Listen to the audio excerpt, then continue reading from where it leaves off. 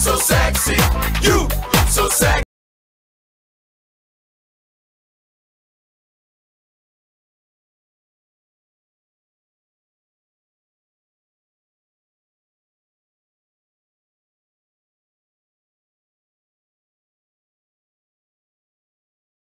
Kiss. Charot.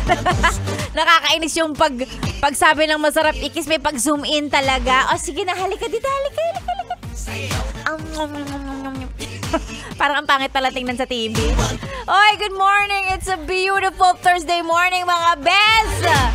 Another day. Another day, another araw na naman ng pakikipagsapalaran ng mga best nating alipin ng salapi. Opo, eto na naman tayo. Yung gigising ka early in the morning tapos ay eto na naman. Laban lang mga bi.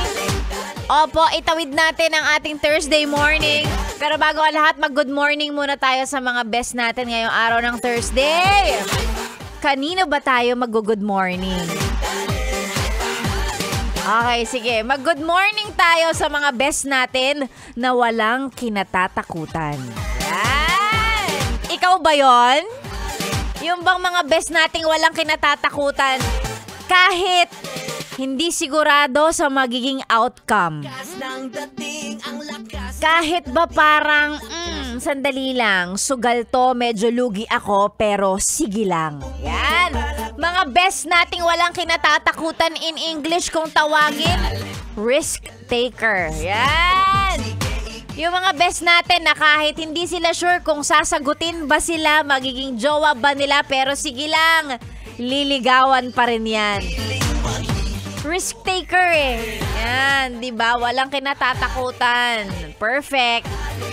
Yan, sa buhay dapat ganon. Di ba? Risk taker, hindi natatakot. Hindi naniniwala na magfe-fail sila. Kung hindi naging okay, hindi yun fail. It's just lesson learned. Ganon.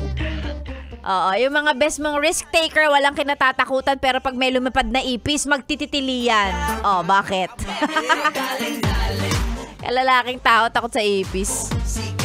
Hahanap ng pang spray. Asan yung insect spray? Sprayan mo na lang yan. Huwag mo nang patayin.